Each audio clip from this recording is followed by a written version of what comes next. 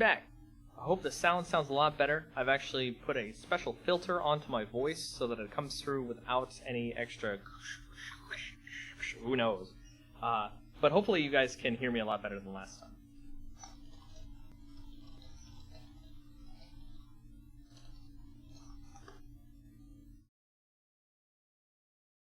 Now the second webcam is actually, the lab cam is actually not as good as my first lab cam, so I apologize if it looks like it's a little bit slow or if it's dark. I can actually set those settings while we're doing it.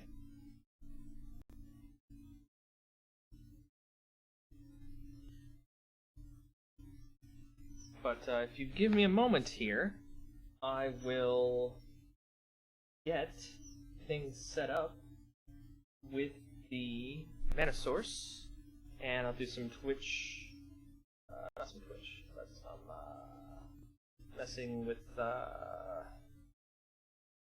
Twitter here, because I am connected to that.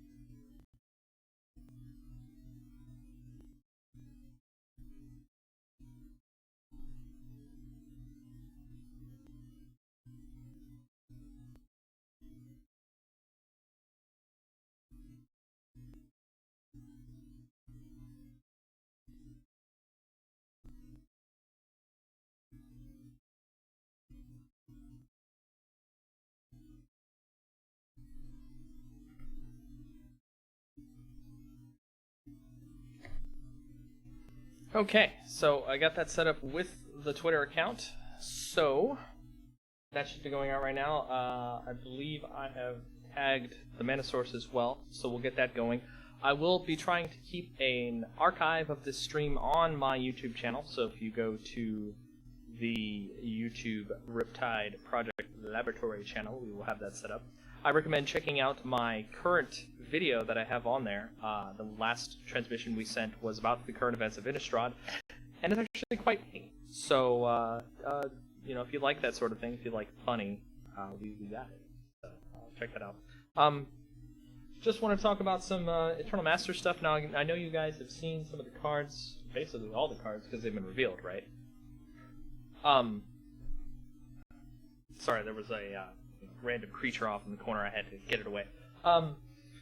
But for Eternal Masters, the particularly amazing card that I like about it, or one of the cards that I like from it, is going to be Jace the Mind Sculptor, because actually I do not have that card. I've just started acquiring cards. You know, when you set up from an interdimensional laboratory, it's kind of hard to acquire things across the Blind Eternities, so, you know, it's kind of hard. But if you'll excuse me just one moment, I have to go get my drink to make sure I stay hydrated for this.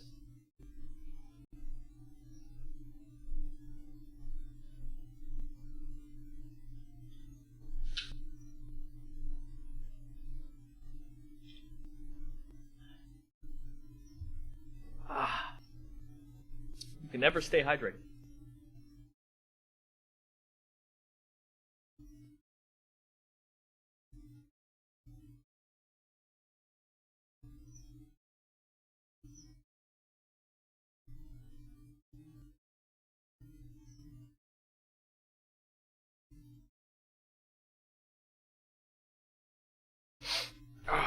I just had to make sure my director couldn't keep messaging me. He's actually quite annoying sometimes. Make sure Labcam 2 is actually working here. This thing sometimes just doesn't want to work. Whoa!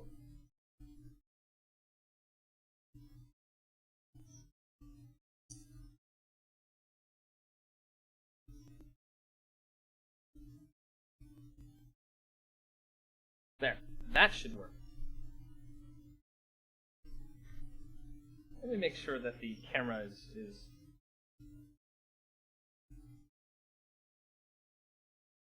Gotta make sure that the camera is actually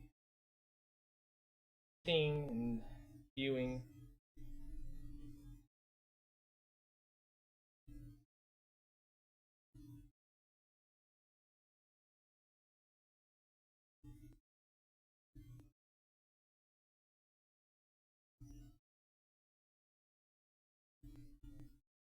There we go. The webcam should be better now, right? Yes. So now you guys can see my entire hand here. Here? Okay. Much better. Alright, so let's talk about a few things for Eternal Masters. Set this right quick.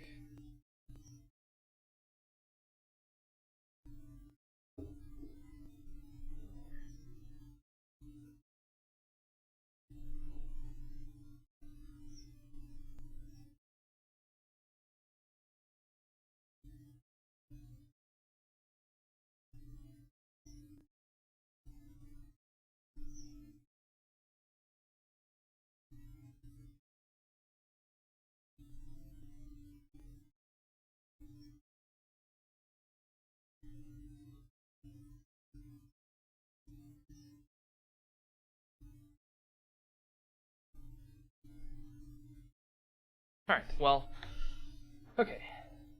Sorry about this. This is actually my first time doing the streaming, so it's a little bit interesting.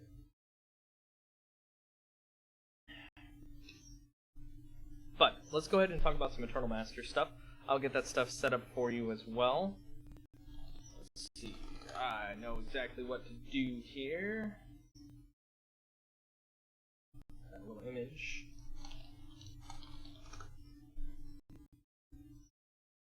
Not that hard to set up.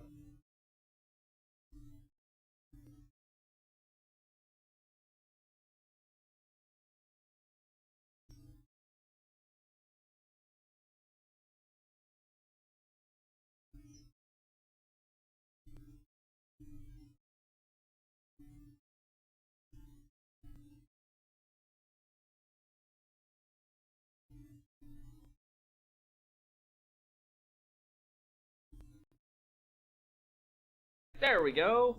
Eternal Masters. Let's talk about it. Alright. So, as you know, the Eternal Masters spoiler did come out last week. And, well, you know, let's talk about it. Some of the biggest things that a lot of people are enjoying are the popper stuff.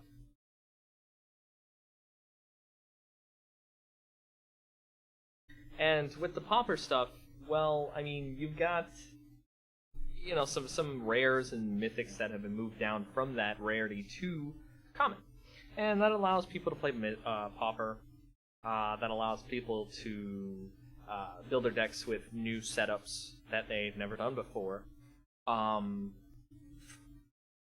Me personally, I mean, I play popper. I have one popper deck that I have built with the cards that I have. It's actually... I think it's Tron. Yeah, it's Tron. It's not really... I mean, I've played with it a couple times. It's actually kind of hard to play against a lot of people here because they don't seem to know about Popper. But, you know, it's whatever. It's exactly how it works, so... Anyway.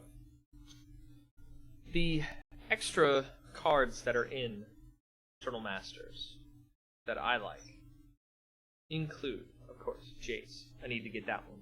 I don't have any Force of Wills, so I'd love to get that as well. And, you know, it's just a great card. I mean, everybody knows that.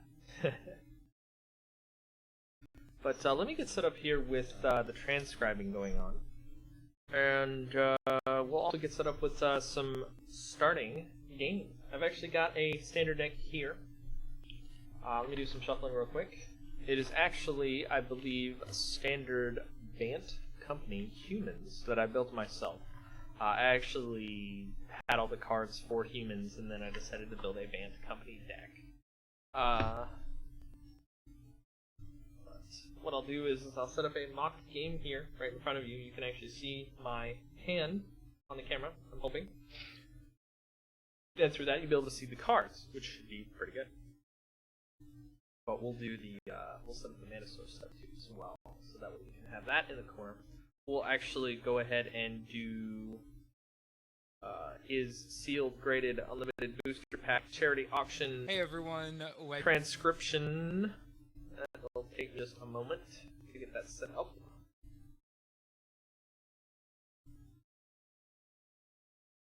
Automatic captions. No, sir. We are the captions. We are all the captions. All the subtitles.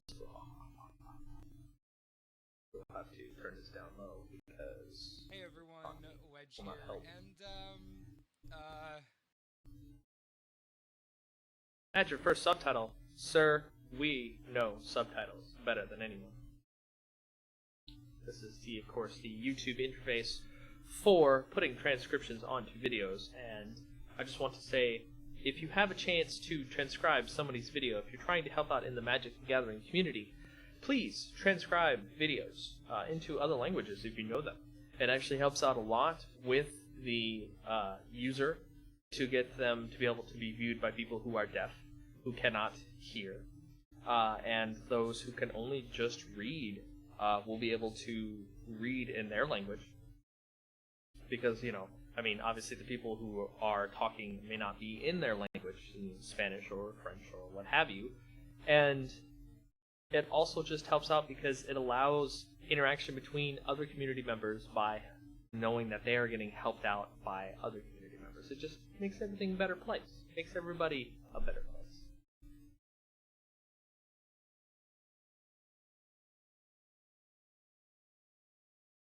Okay. Well, so, I do believe people like to have music going while they listen to this, and what I'll do as well is put on some headphones, so that way my sound that I can hear doesn't come out through your sound, unless I say so. Does that sound good? That sounds good. Alright, so, headphones, they're coming.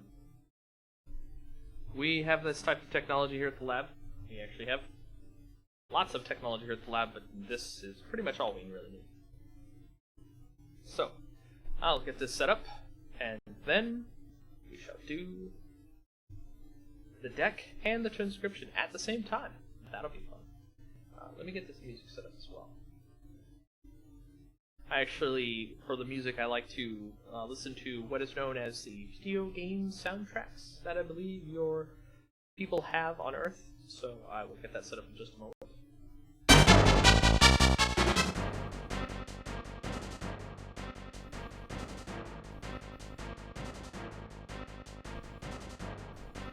Now, I hope you can hear this music coming through. I've actually turned it down so it's not super loud, so I'm hoping that it is.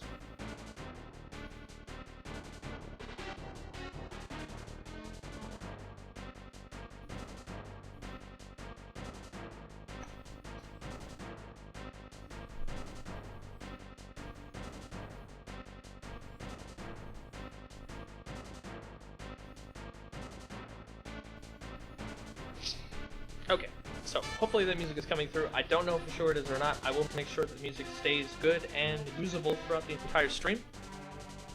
And having music on also helps me because I can concentrate on what I'm doing a lot easier. Alright?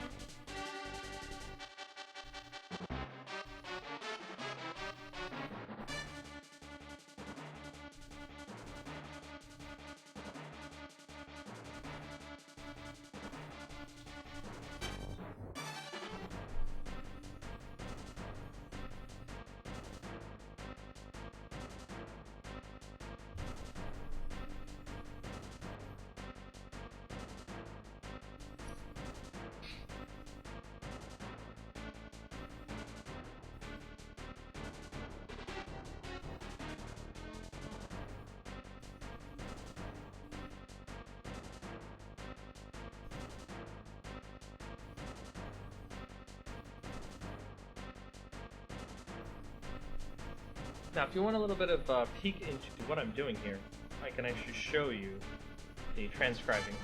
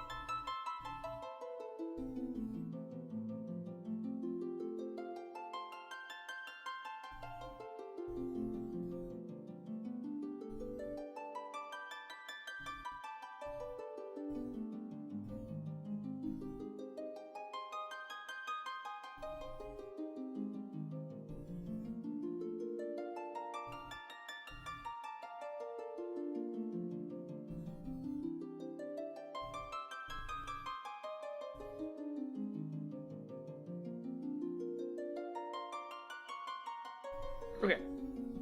As you can see here, as you can see there, that is the transcribing window on YouTube. This is how you set up so you can transcribe things on YouTube, for the Mana Source especially, or anybody else that you decide to. As well, down here, it's my lab cam. This is where I'll be doing a practice game for you on camera. I've already shuffled the deck, and what I'm going to do now is do a sample hand. Let's see here, I'm going to go to 7, set those babies down, set this baby up. Oh, look at that hand. Oh, that's a lot of land. Look at that. I've got too many ally encampments in this hand. Too many ally encampments. So, what I'm going to do is, and I've got Evolving Wilds, so I'm just going to go ahead and shuffle that hand back in. That's just terrible. We're going to go down to 6. We'll do that.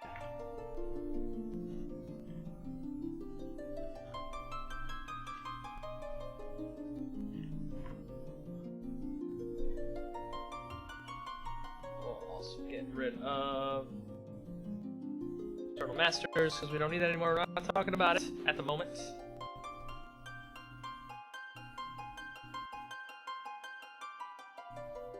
We will switch our title to say transcribing.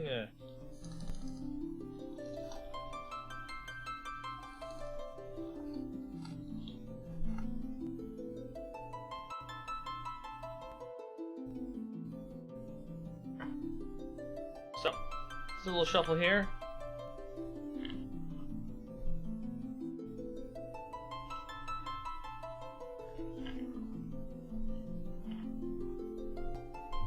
I'll just pop this up to its own window, alright?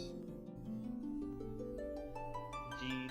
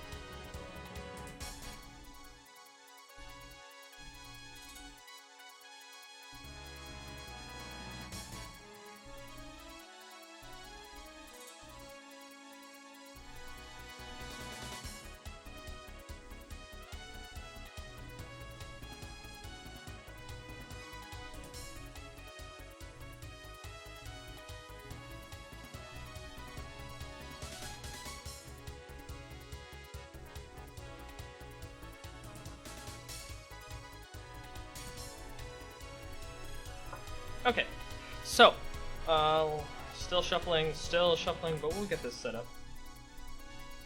Alright, so, 2, 3, 4, 5, 6.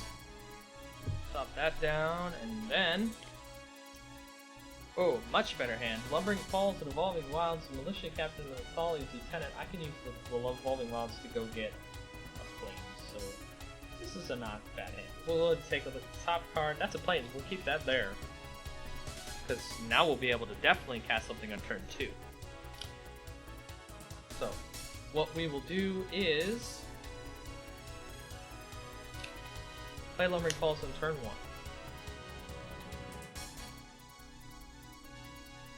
1. Untap. Draw. Hey, it's our planes. We'll play that. And then we'll go ahead and play the Militia Captain. It's a 2-2 for 2. Why not? Right? Then, next turn we'll draw another card. Hey, it's an ally encampment. We'll go ahead and play that as well. And we will tap 2 and play the Thali's Lieutenant. And gets us set up right there. Fantastic. And just want to let you know that we are definitely going to be able to play Bounding Traces or an Eldritch command from our hand on the next turn.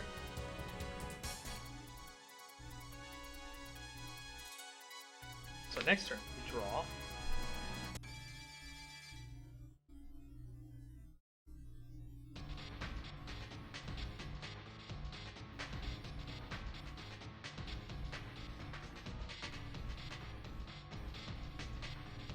Maybe I'm fixing something here.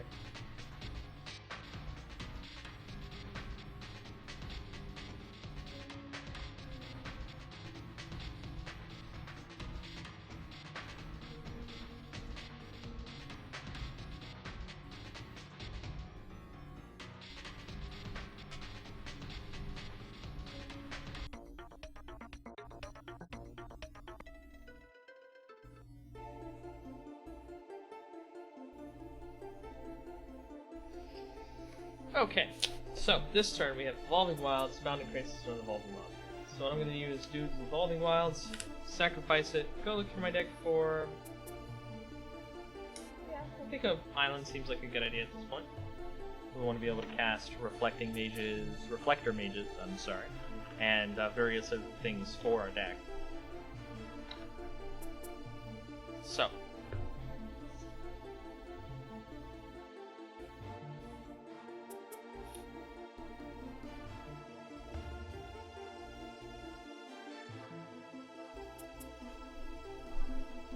Alright, so here we go. Untap. Draw. Hey, look, it's a Reflector Mage. Exactly what we were talking about. So, for this turn, depending on what the opponent has on the board, we may want to use Eldritch command and just wait till next turn and counter something. Our creature may have already died as well, so we may be able to use Eldritch command and get back counter a Militia Captain, or the following system. It just depends. So this turn I'm going to assume they're going to have something I want to bounce. I'm going to play Reflector Mage. Then I'm going to play another Evolving Wilds and actually go get Venomous Land, which I'll probably get as a Plains. The deck really wants Plains a lot, so you want to make sure you play that as well.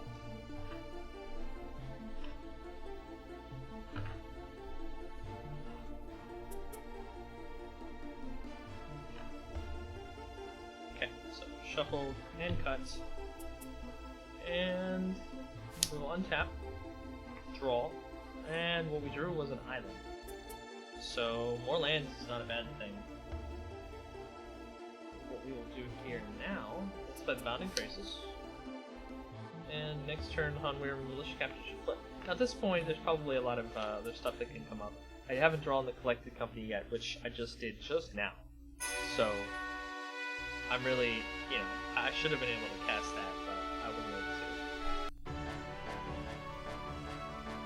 So anyway, we'll gather this up and put this deck aside to show you the Collected Company deck. We'll actually pull out 2 more decks and start an actual match between the both of them. And I'll explain plays, I'll explain setups, I'll even explain sideboarding. So that way people who haven't really seen what standard you can do and what type of decks there are, I can show you what type of builds you can do. There's actually so many different things you can do in this current standard that it's actually quite staggering. There are a lot of different decks that you can play. Now, you might see at the top of the list on some GPs or tourneys or something like that. Bank Company, green-white tokens, stuff like that, but there's still lots more things you can do.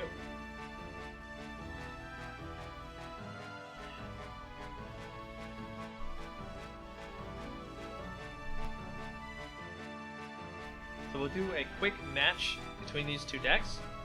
We'll actually put up a record for them, and we'll do kind of like a mini tournament as the stream progresses. So that way we can see exactly how these 2 decks match up. And also, in between each match, I'll do some transcribing, and I'll be talking to you about Eternal Masters and an Eldritch Moon as well. So that way, there's a nice good flow between matches and extra content, and matches and community content. Matches, it just keeps going on and on. So, I hope you guys will enjoy. I'll be trying to do this every Wednesday, so if you would like to follow along, hey, that's great. We have a lot of other content coming on the actual Riptide Project Laboratory channel, So keep it tuned to that as well on YouTube, because we really enjoy making those videos and really think that, you know, we've got something special, or at least I've got something special I can give to the community, right? Love this game, love the people. Anyway, let us start with the first deck, which I will explain to you is White-Black Control. So as you can see, it has Anguished Unmaking, Flaying Tendrils, Grasp of Darkness. It has a lot of removal stuff. Triskaidekaphobia is actually in there for just a alternate win condition if it ever comes up. It might not, but it helps. Kalitas, Erebos' Titan, Soren, Grim Nemesis. There's a lot of great stuff in it. Liliana. I mean, there's just tons of fun, lots of removal. I mean, you can't go wrong with it, really. Flaying Tendrils is also, you know, really good against all the green-white tokens. And Soren's just a great finisher. So the deck runs maybe about 23, 24, 25 lands. I think 25 actually, just because you need that many. So it's got Ailey for the beginning, Foil, Triskaidekaphobia, which is really cool looking. Omnixilis, Languish, all up in here. I mean, it really is just a really disruptive control deck. There's really no way enemies can get past that unless they just swarm you and you don't really draw anything.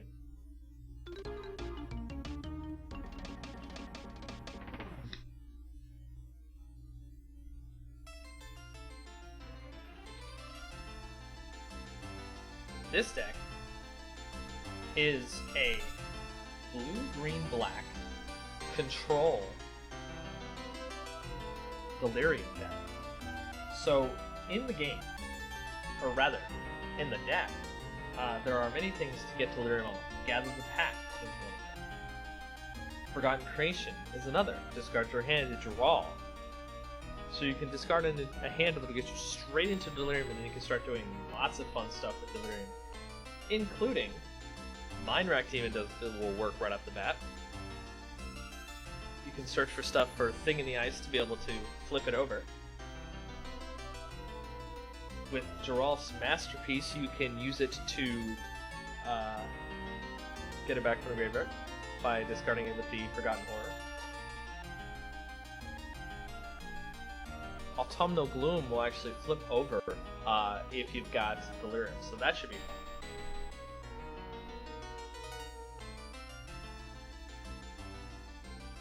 Kiora is actually another Planeswalker that sets you up with Delirium quite well. I'm actually surprised because acquiring her was actually quite easy. And I'm really wondering why people haven't used her a lot. So anyway, it's got ultimate price, it's got some bounce, it's got some counter, so it will be able to, you know, stop other decks working against it, and hopefully it'll stop this white-black deck so we can get a win. I mean, it's the underdog deck in my opinion.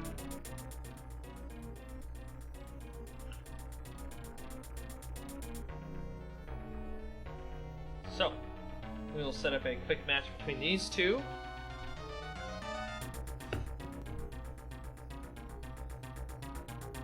How we will set this up will be a side-by-side deck play. Try to give enough room on the camera so you can see what's going on. I should put the decks at the edge of the screen so we have the maximum amount of space here. We've got space all the way over here. So that should be good enough. If we stack this consistently, we should be able to see exactly what's going on. We might even want to do this sideways, I'm not sure. I've seen sideways before, so we can probably try that as well. So maybe we should do a little bit of side setup here, so that we can tell which deck is what. We've got the white-black deck on top, and the blue-green-black deck on the bottom.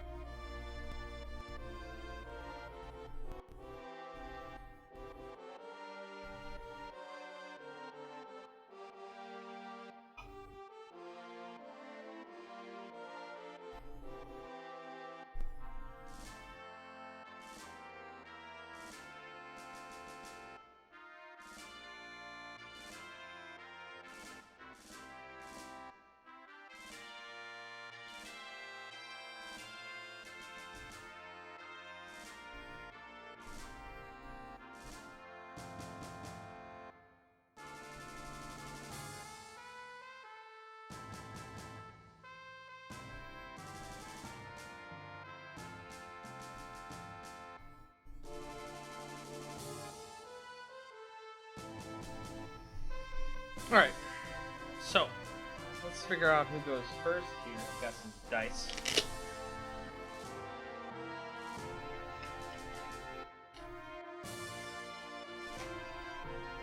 We've got life totals here. We can get that set up.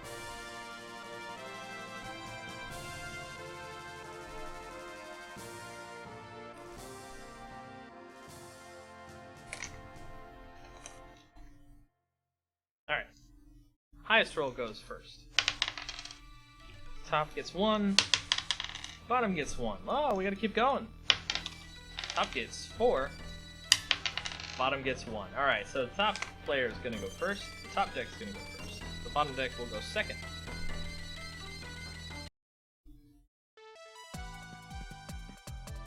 So we'll draw 7 cards.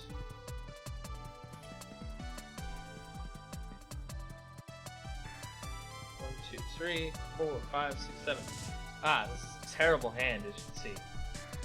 Again, all lands, and only 1 creature, and especially at that, Drana.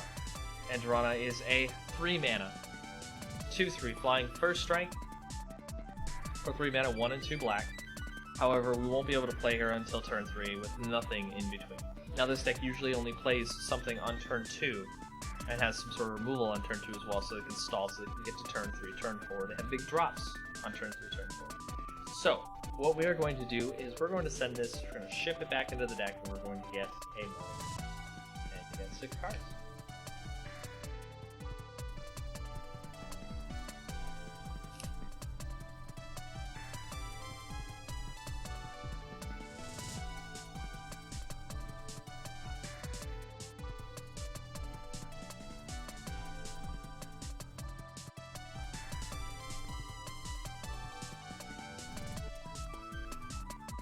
Alright. Cut that. And we'll get 6 cards. 6 here. We'll look at the top after we look at our hand. That seems to be a little bit different, but not helpful. There's Grasp of Darkness. It's a good curve here. Grasp into Tendrils or Drana. So, I'm not sure we should keep this hand. This is actually... I mean, we can try it. We just need to get a swamp. That's the thing. We need a swamp. Are we going to get a swamp? Well, let's keep the hand and let's find out. That's not a swamp. So that's going on the bottom of the deck. That was an Ob Nixilis. Reignited. He's going on the bottom. This is not looking good for the beginning for the white-black deck. So, white-black gets to keep its hand. Now, bottom deck gets to get its hand first. 1, 2, 3, 4, 5, 6, 7. And blue-black's hand is actually not bad at all, especially with the Lumbering Falls. You can see we've got Compelling Deterrence, Ultimate Price, Gather the Pack, Traverse the Wall twice, 2 Traverse the Wall. Lumbering Falls at an island. Lumbering Falls is actually going to let us turn on that Uberwald and or Gather the Pack, so that's actually going to be pretty good. We're probably going to look for Thing in the Ice to be able to set up our deck strategy as soon as possible, but who knows? You don't know what's going to happen on top of the deck, so who knows? Alright, so what we'll do is, since the top deck gets to go first, top deck's going to start playing. Top deck will not draw a card because it gets to go first, and plays a swamp, and passes the turn. So the bottom deck is to go next, and draws a card for the turn. It was a Compelling Deterrence. And what the bottom deck will do first is put Lumbering Falls into play tapped. Oh, actually, set it up just like this, it would be easier to look at. We'll put lands here, then creatures and sorcerers instants over here. Graveyards will go right in between. Should make this really easy to see. Looks like we won't be able to do anything on turn 1 as I should tapped. So we'll just go ahead and have to pass it back to the white-black player. White-black deck. I'm sorry, I should do this the correct way. So what we'll do is draw the card for the turn. The card is Anguished Unmaking. that's not going to really help us. We need land. We're not really drawing it, so we'll just have to pass it back. It's actually quite boring at the beginning. So, on the bottom deck's turn, untap the land, draw the card. Looks like we got an island for the turn. Play that island. And, well, searching for a land. We've already got one. Might as well search for some creatures, right? Maybe try to turn on Delirium as soon as possible. So we'll tap for 2 and do Gather the Pack.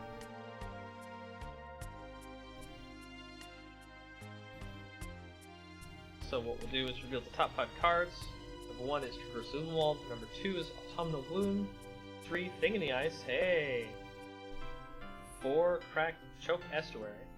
And 5, Lanimal Waste. So what we're going to do here is take the Thing in the Ice. And since... yes, okay. Can only take 1 creature. So we'll take Thing in the Ice and put it into our hand. The rest will go into our graveyard, so now we have a sorcery and an enchantment and land in the graveyard. So we're actually 1 off Delirium. On that first, Gather the Pack. Just like that.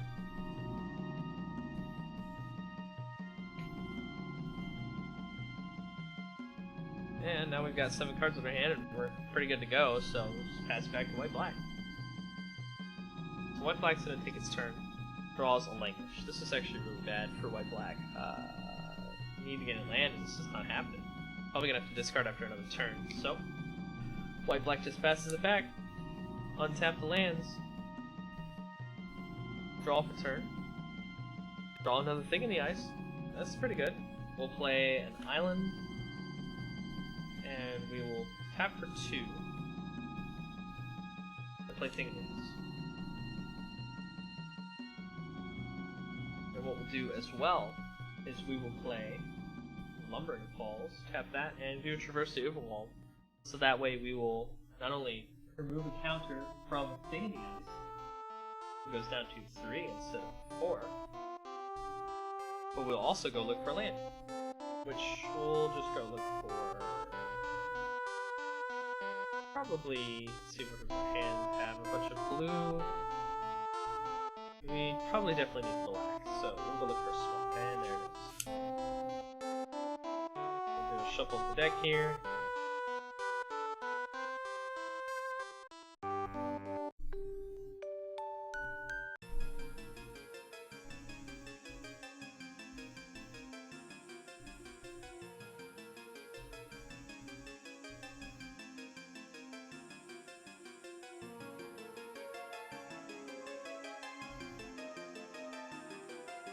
Okay. Now that we've got that back, Swamp's in our hand.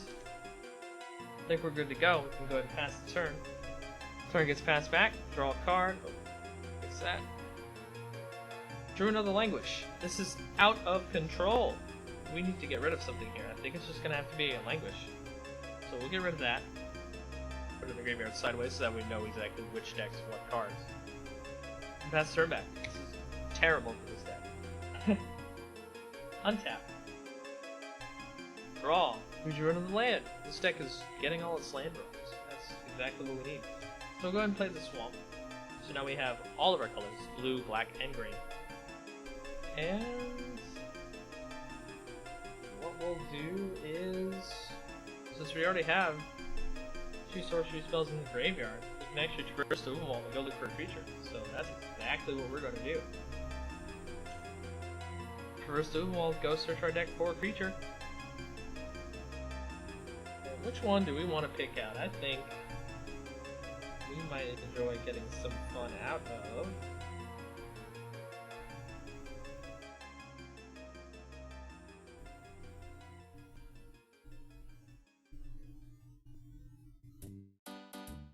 Yeah, let's get some fun out of Forgotten Creation, right?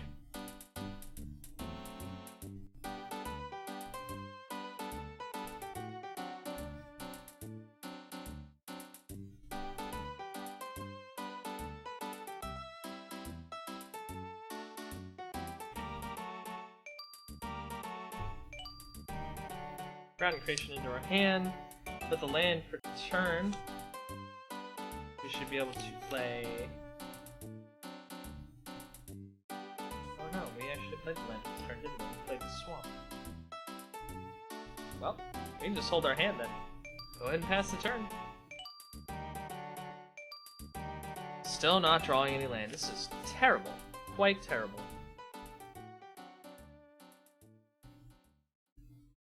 We're going to have to discard another card.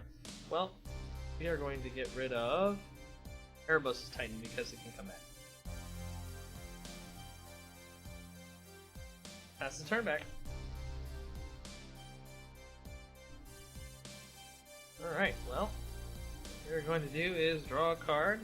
Hey, look, it's Kiora! We got a Kiora. Do we want to play Kiora?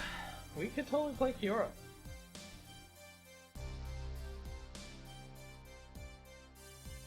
Well, I think what we'll do is we'll play yet another thing in the ice. Because we have the ability to compelling deterrence back to our hand if we really want to. Oh, we could go all in on the Forgotten Creation though. Tough choices, tough choices.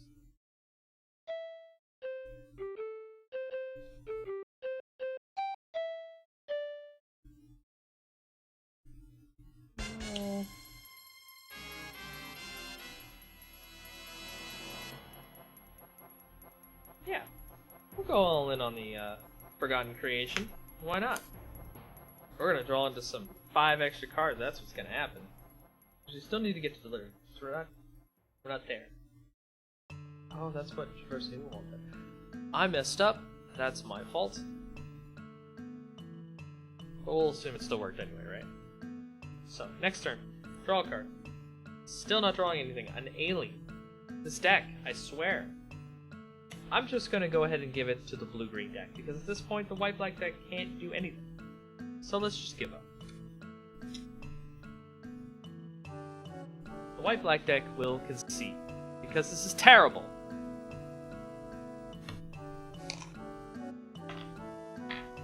Alright. So now that we got one of those matches out of the way, the blue-green deck is now 1-0. We can start on the transcribing, just like I talked about. And transcribing, like I said before, helps out with the community. It helps out with a lot of people around.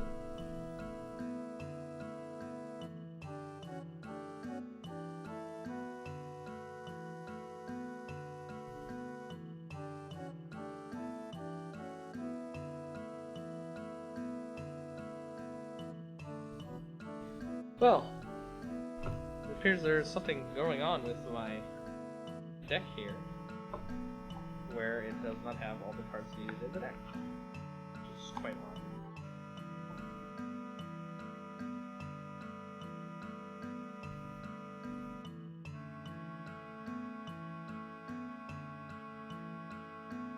Yes, apparently my white-black deck is missing cards, which I will have to figure out where they went at another point in time, which means that we can't play with this deck anymore.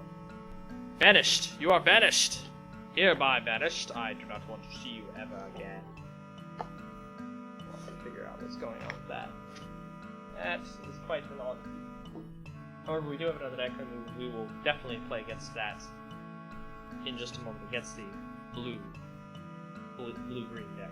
So, get other things set up here.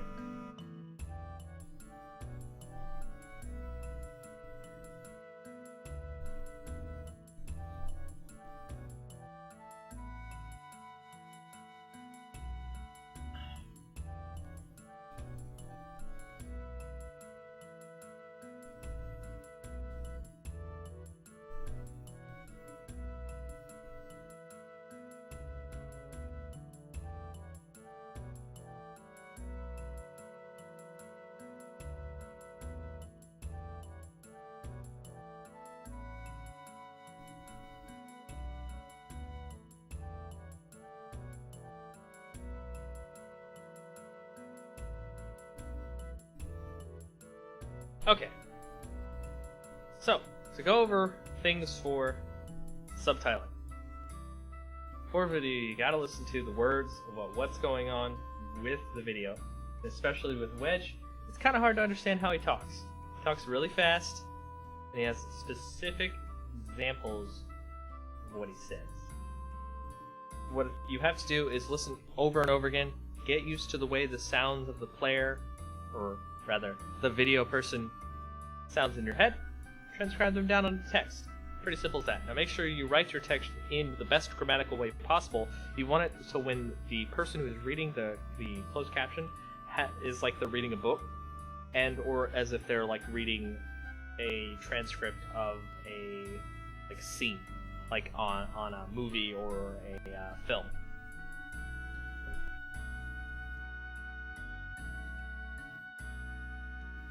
Now, contributing subtitles and closed captions allows you to get your name onto the page of the person, so when people scroll down through the description, they'll see that you've contributed to it. And then possibly they'll be able to go to your channel, or do what else. So it's a great way to get yourself involved with the community and ingratiate yourself with them as well, because you're doing a service for them, and it helps out a lot.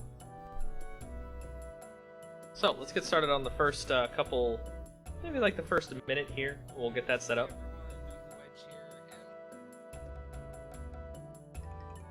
Hey everyone, Wedge here. Alright, so the first beginning is, hey everyone, Wedge here. And now notice that I typed everyone as a capital. You don't want to do that. You want to put it as a lowercase. You only want to capitalize names. That's basically how you want to do it. You can also start the video again by hitting Shift and space. And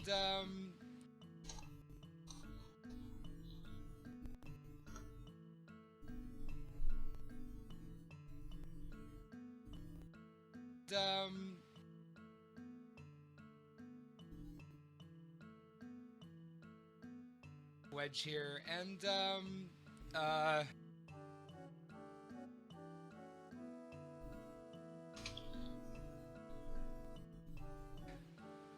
little drafty in here, don't you think?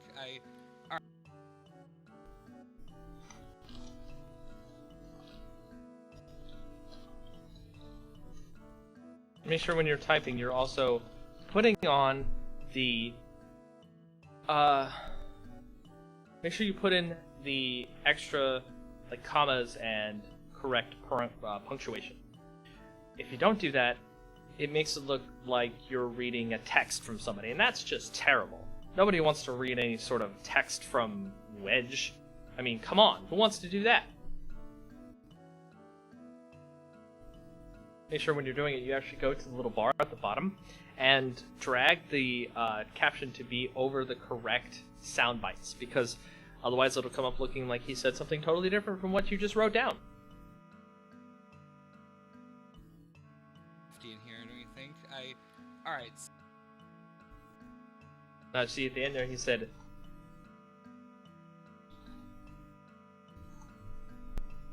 it's a little drafty in here, don't you think? Alright, so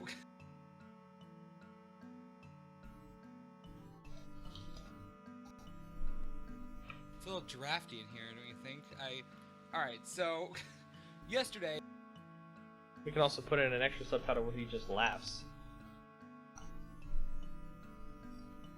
You can put them in, I like to put them in parentheses. Alright, so yesterday, alright, so yesterday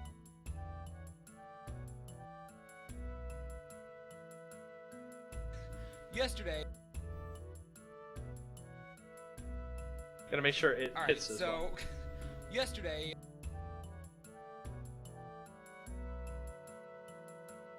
alright, so yesterday,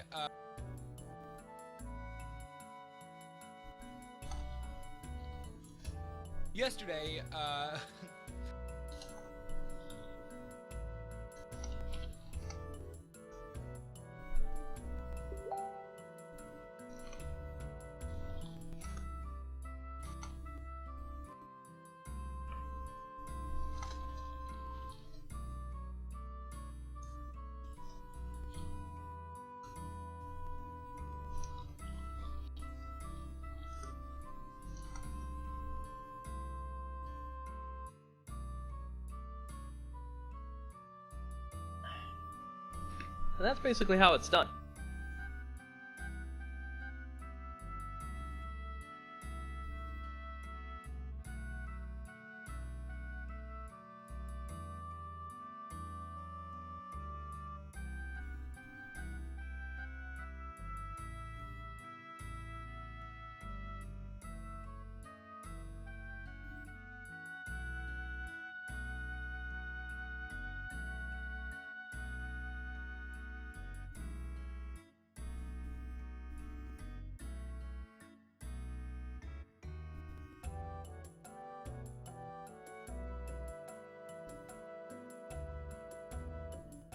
Apologize for that. Apparently I was having my own personal conversations being showed up on the camera. I will make sure that does not happen again.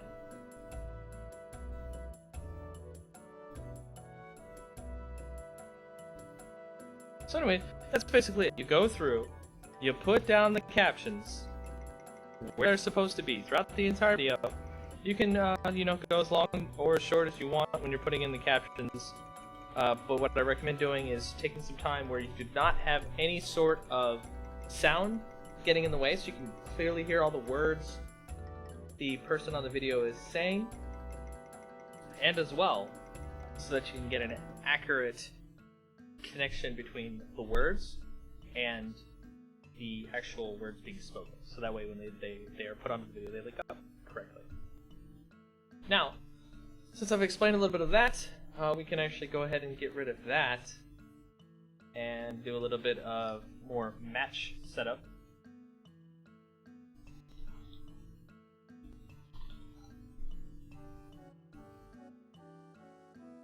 And possibly expand the view some more so you see more.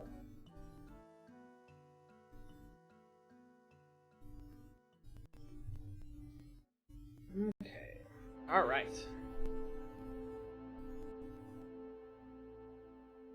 I'll be right back.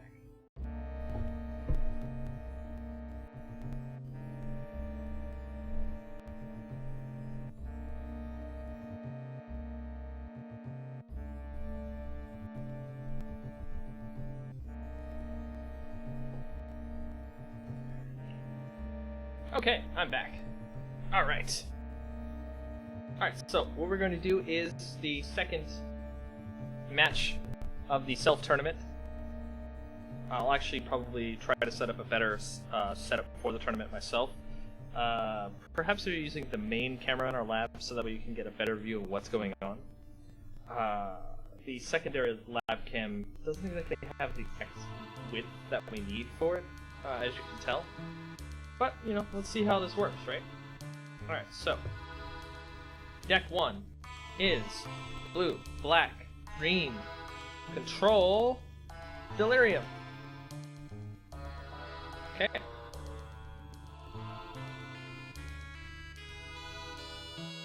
Second deck is one that I've cultivated myself for several months.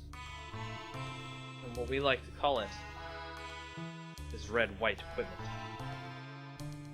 Sporting such powerhouse cards such as Gideon, Ally of Zendikar, Matter Shapers, Stonehaven Outfitters, Hangerback Walkers, Knights of the White Orchid, Slayer's Plate, Audric, Always Watching, Declaration in Stones, Archangel Avacyn's, Burn in the form of Fiery Impulse, Weapons Trainers, and of course, we've got to have the equipment to go with it, and we've got those Slayer Plates you saw, we've got Captain's Claws, we've got Nahiri for extra utility value.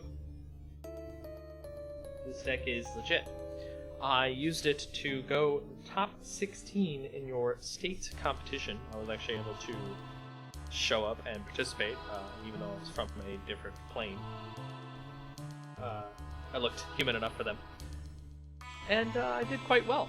Going 16, a lot of people weren't actually expecting this deck to show up, so being able to show up with a rogue deck and do quite well is actually something that I enjoyed quite greatly, and I'm pretty much going to do it again. Especially when Kaladesh comes in, and whatever cards come out of that, I'll definitely be looking at for my setup. So anyway, we'll shuffle this deck right here because the blue-green deck has been shuffled a lot anyway.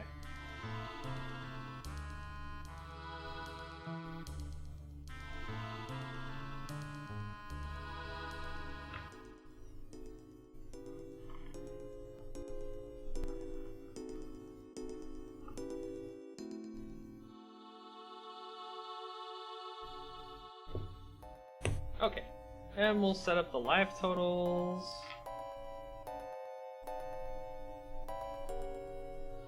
The red-white equipment deck is actually the first deck that I've ever built that I have double sleeved.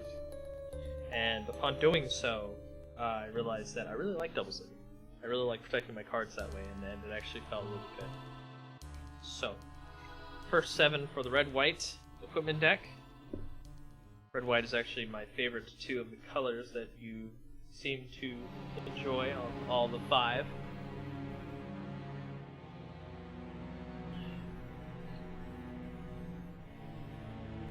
And we'll go ahead and take a look at the hand on that. Fiery Impulse, Gideon Alexander card, Declaration of Stone, The Hearing, West Calavia, Always Watching, and Knight of the White Ogre.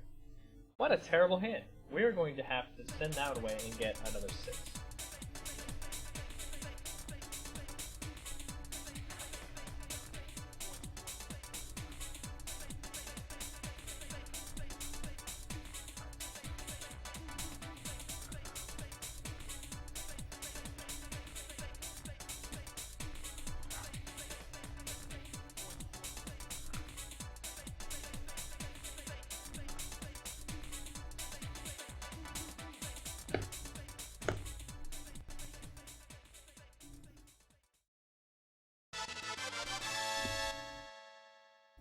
One, 2, 3, 4, 5, 6. Let's check this hand now. Knight of the White Ogre, Roderick, Battlefield Forge, Rhaenyra, Fiery Impulse, and a Plane. Actually, this is a very good hand because being able to go from Fiery Impulse into Knight of the White Ogre is not a bad setup. So we'll go ahead and keep that. Take a look at the top card, and it's Archangel Addison. We don't need her right now, so we can actually put her on the bottom. So we'll put it down there. Now we'll get the setup for the blue.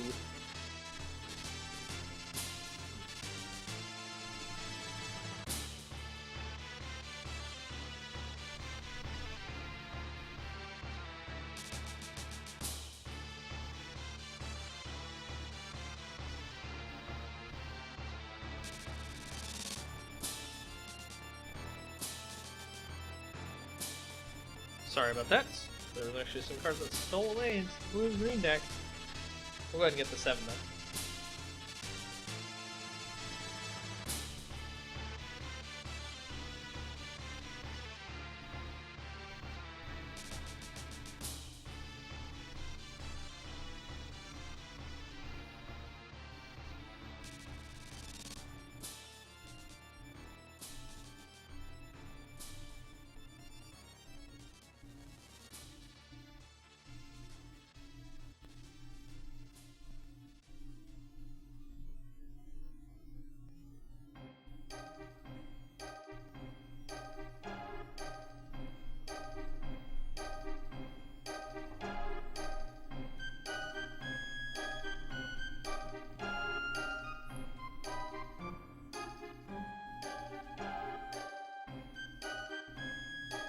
Okay. Get the 7. 1, 2, 3, 4, 5, 6, 7. This hand is Kiora, Llanowar Waste, Compelling Deterrence, Island, Island, Swamp, Island. That is terrible. Going to get another 6. Just getting lots of land. Pretty sure this happens all the time in Magic the Gathering Online as well. So it's probably not that, not that hard. Not that surprising, it's not that surprising.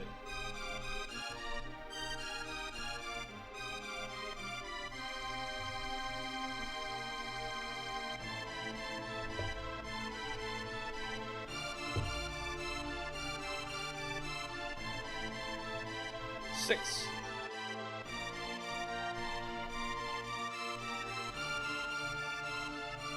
All in again.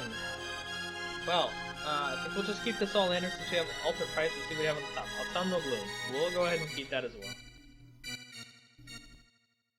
That's decent. We can actually work with that. Anyway, roll to see who goes first. Red White's gonna roll a 6. Max roll. Bottom's gonna roll a 4. Woo! Top's gonna go first. I think White Red's gonna take this game already, just from what I know. But we'll see. So, since White Red gets to go first, they're going to play their land first. That would be Battle for the Forge, and we'll pass the turn. We'll draw an island. Or rather, we'll draw Autumnal Bloom. That was the card we put on top. So we'll go ahead and play Choke Estuary, which will show an island in our hand. Be able to play it untapped. And just let that happen. So pass turn. Back to Red-White. We'll pick up a Nahiri, the Harbinger. We'll go ahead and play a land for the turn. And we'll just... Do we want to play our card immediately, or do we want to wait? I think we should wait. This is fine. We want to try to get our Knight of the White Orchid off since we don't have the land. So we'll pass it back to them. Draw for turn will be an island. Play an island. Can't really do anything at the moment because we need green. So we'll just go ahead and pass the turn back. As the turn gets passed back, we'll draw a card for the turn, and it's a weapons train. This is great. Now we can start pressuring with this card instead of using Knight of the White Orchid. So what we will do is...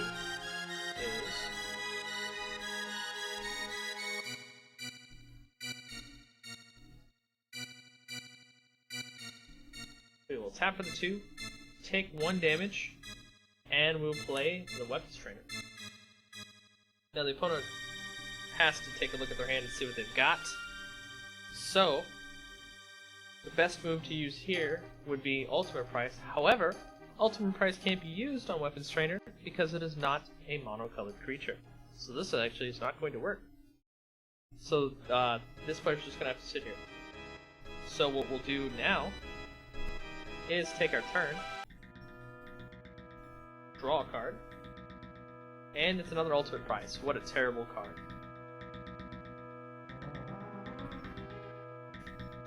So we'll just go ahead and play a land for the turn, and pass the turn.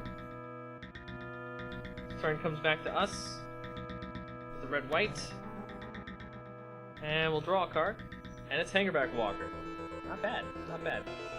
So what we'll do, since we haven't drawn a land yet, and they've already played land, so we'll tap for 2, we'll play Knight of the White Orchid, lose 1 life again, and go search our library for a land. So what we're going to do is go for Plains card, and I think we'll go for Plains, which comes into play untapped, which is great, which is one of the best things about Knight of the White Orchid.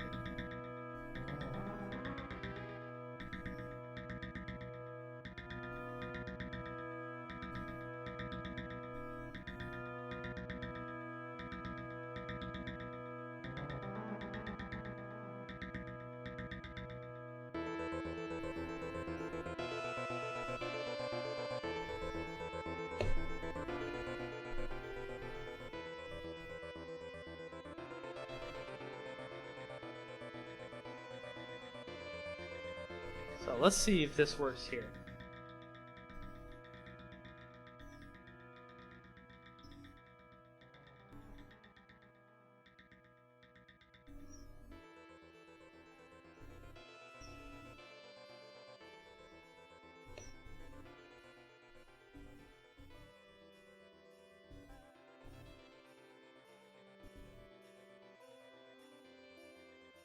So let's see if this works here. Okay, so we know we're actually talking. Alright, that's great.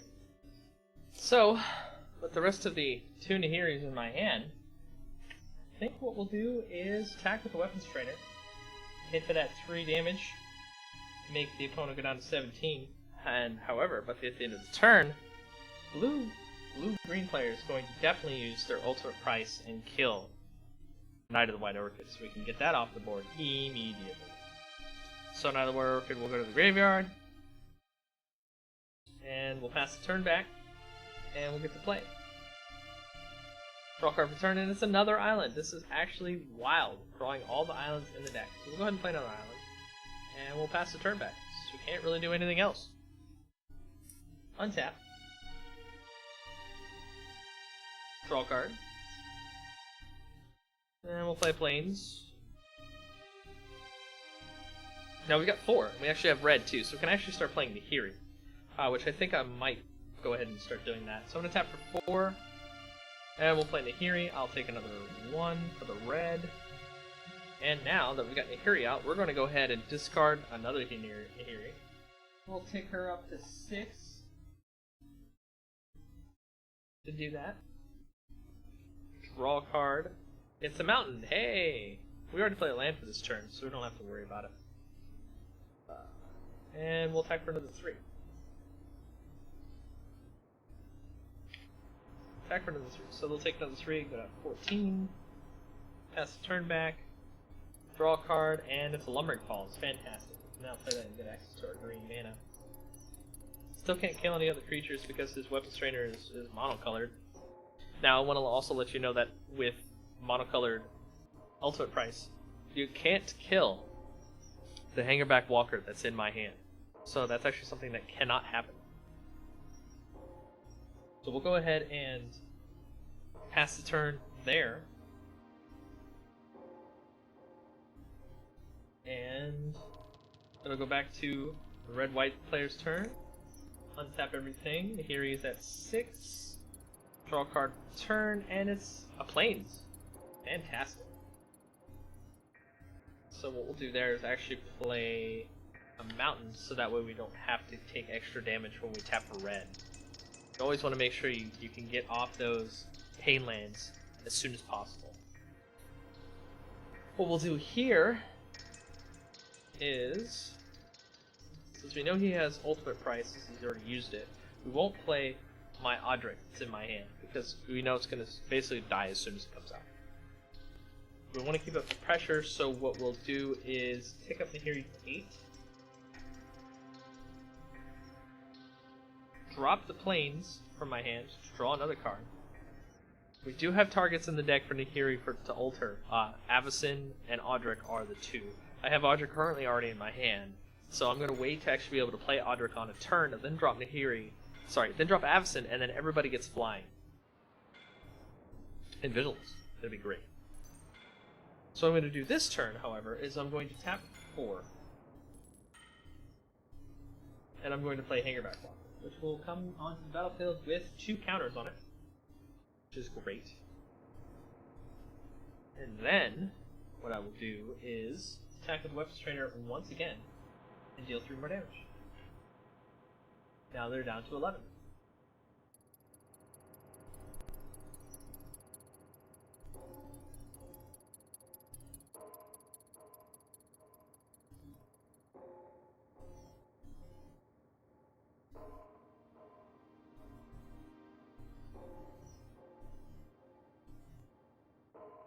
Okay, so we'll pass the turn back, and let's see, what can we do on our turn now that we have our green mana? We can continue playing more lands because apparently we drew another island. Can you believe that? Another island. This is ridiculous. So we have 6 lands. We'll go ahead and tap 3 of those because, you know, apparently we have enough mana to do anything in the deck at all. And play a Summon of Them, which will allow us to pay black to put a mana, put a top card of our library into the field. Which, I mean, we can do that any time, so we don't have to do it right now. We can kill a creature if we need to next turn. So, we'll pass it back. It'll get passed back to the red-white player. He'll untap. Weapons Trainer will untap. Hangerback Walker was summoning 6, so it couldn't put a counter onto it. So I'm going to think this goes away, of course, the next turn. We'll go ahead and draw the card for the turn, which will be Always Watching. Ooh, wow, that's really good. So that means both creatures get Vigilance as well. That's actually really good. We'll go ahead and put Canopy Vista from our hands into play. We actually picked that up last turn. It comes into play untapped, so that it allows us 6 mana.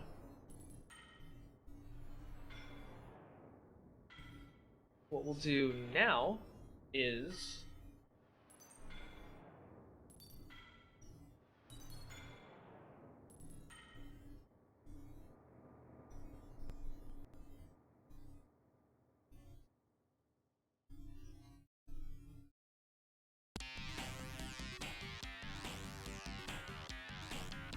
think about what to do. So, we can play Audric this turn. However, we know Ultra Price is in the hand.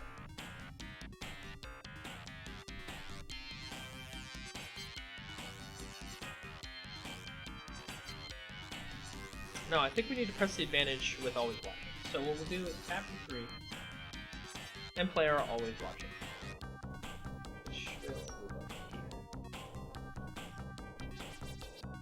So, all of our creatures have +1/+1 and have Vigilance. I mean, Tangerback Walker is 3/3 Vigilance. Weapons Trainer is a 4/3 Vigilance. So we'll attack with both of those. Now Tangerback Walker can start putting counters on it without having to worry about tapping to attack. That's a combo. So we'll attack for 7. The opponent will go down to 4. Not really much to do there for them. So they just... probably what I'll do as well with Tahiri is do plus her 10.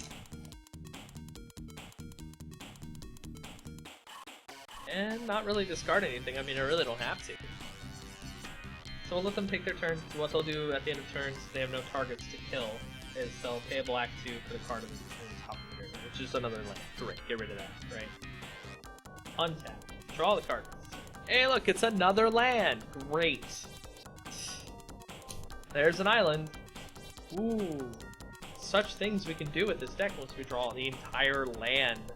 All the lands. I have 3 more in my hand. Look at this. This is ridiculous. Okay, I'm calm.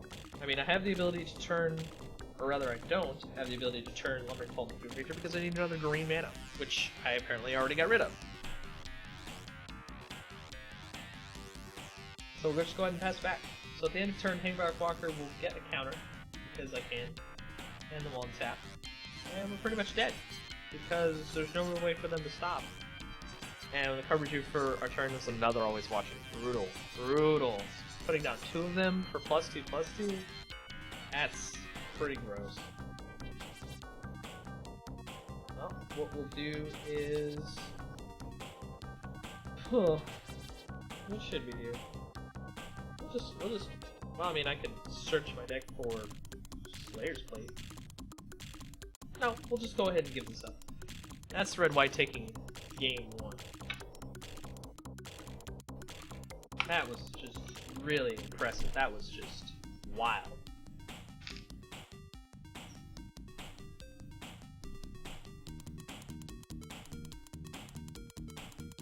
I'll have to do a little bit more shuffling with the blue-green deck because all those lands, it's just too much. Just too much. We'll do a little shuffling right here.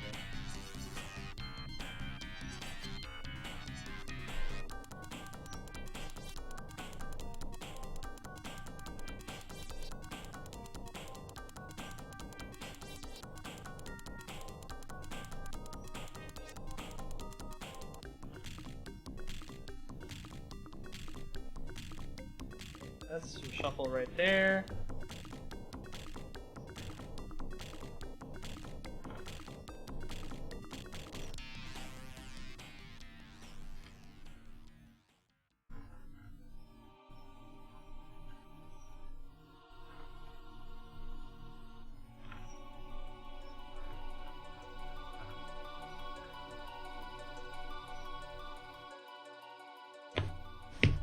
Okay, that's a shuffle right there. So, why don't we get to the next part? We'll talk about Eldritch Moon.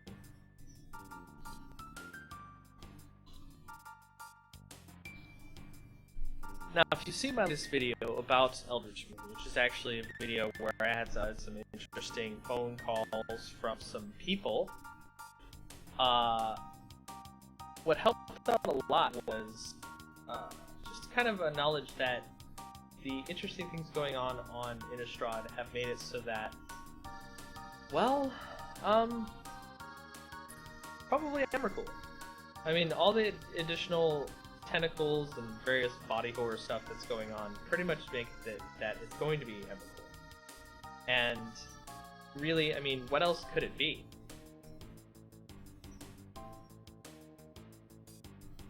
I mean, seriously, I mean, with all the other things that are going on, and Eldritch Moon should be, in my opinion, the breaking up of the moon. I think that will be probably the most dramatic event you could do to Innistrad, personally, because, as we all know, Tamio is on the plane checking out the moon, and one of the biggest things is the moon does a lot of things to the plane. It controls the different setups for the werewolves. It controls a lot of the magic for the boons that come from Avacyn and stuff like that, which of course she is now dead, which means that it has no bearing on that at all. The only thing the moon does now is regulate werewolves, and they can pretty much regulate themselves. So what use is the moon anymore on the plane? Really? There is no use. Blow it up. How are we going to blow it up? Emrakul's going to show up. How do we know Emrakul's going to show up? You've already had two other setups where Ulamog showed up and Kozilek showed up. Emrakul's the third one. Remember, they came as three. So that's exactly what's going to happen. I mean, if you want any more proof, just take a look at all the crazy stuff that's going on. I mean, I already had a phone call with Nahiri, and she was definitely talking about devoted fanatics.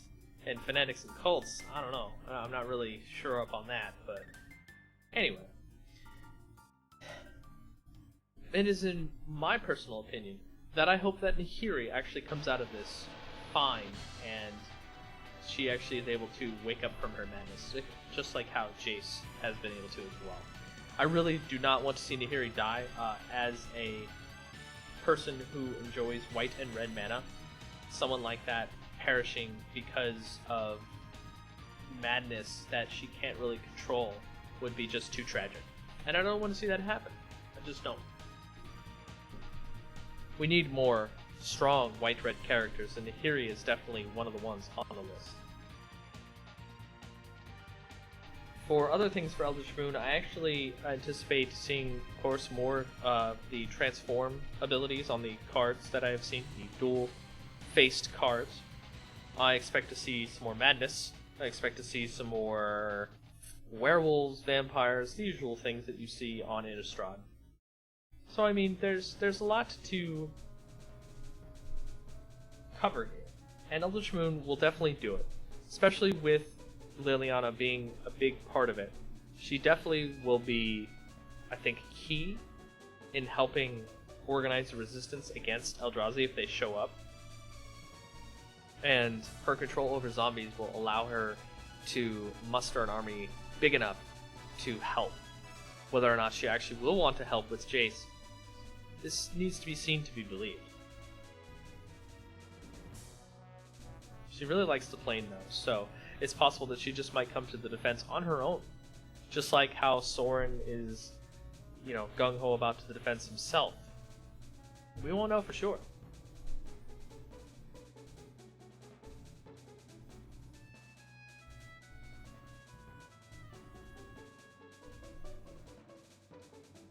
Possibly from that is where we will figure out if Ugin will actually help. If Jace goes back to Ugin and sees he can help out with what's going on. Who knows, right? Who knows?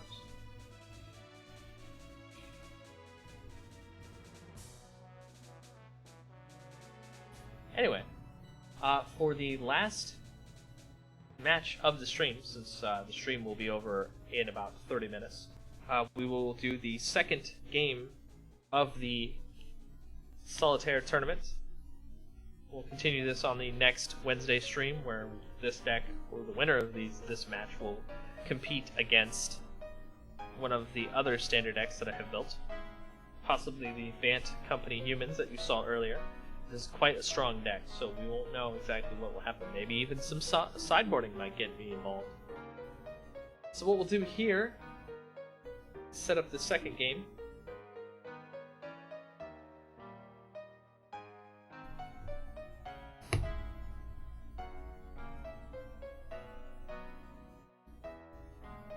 Blue-green deck is set up.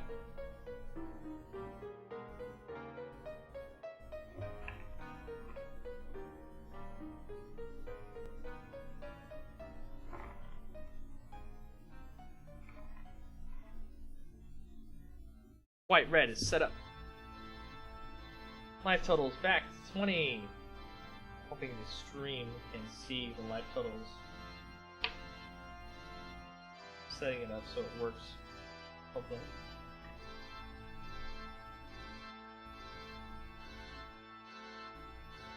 Alright.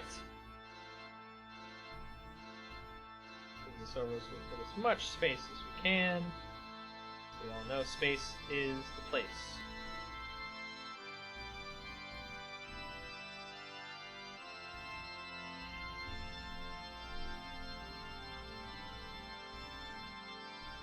Alright, since blue, green, black lost first, which we'll just call Delirium. Since Delirium lost first, Delirium will go first. 3, 4, 5, 6, 7. Much, much better hand. Wow, holy crap, look at his hand. Choked Estuary, Lumbering Falls, Choked Estuary, Reverse Uvenwald, Fiora, Autumnal Bloom, and Ultra Price. There's a lot of stuff going on with this hand. So we'll definitely keep this. What we'll do is only play Lumbering Falls in turn 1 so we can do turn 2 Traverse Uvenwald. And see how that goes for you. So we'll keep this hand. Now, for red-white equipment. 2, 3, 4, 5, 6, 7. Ooh, not bad. We've got 2 Stonehaven Outfitters, a Mountain, a Slayer's Plate, a Westville Abbey, a Fiery Impulse, and a Needle Spires. Needle Spires would be great because we don't really have to start on turn 1, and we can go from there. So we'll keep this hand too. It's actually looking like it's going to be a very interesting match between both of these decks. So let's go ahead and get this started. Delirium goes first.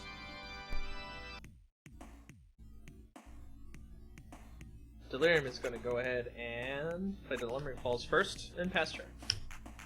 Back to red-white. Red-white's going to draw for the turn. It's going to be another Needle Spires. Fantastic. Going to play Needle Spires, and pass the turn there too. Back to Delirium. Untap, draw. Drew an Ultimate Price. We'll go ahead and play... Yeah, why not? We'll play Choked Estuary. And then what we'll do is do Traverse the Uvenwald for 1 green, and go search our deck for a land. And what do we want from our hand? Blue, perhaps? Oh, we've got blue. We've got green. Yeah, we'll just go for blue. That's fine.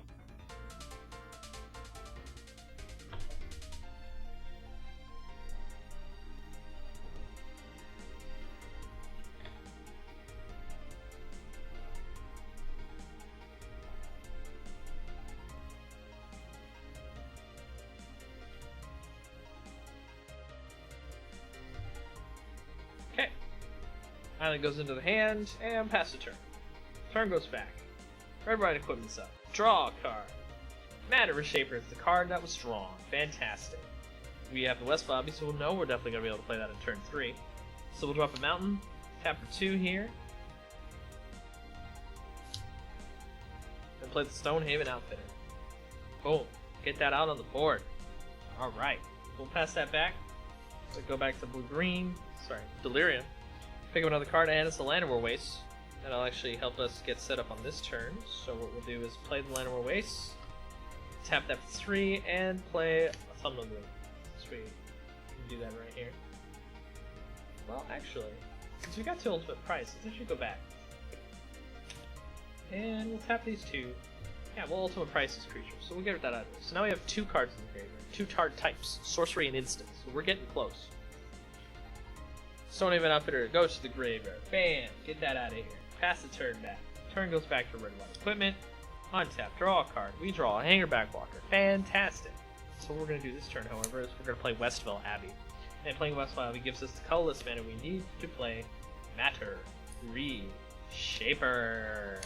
3-2. When Matter Reshaper dies, reveal the top card of your library.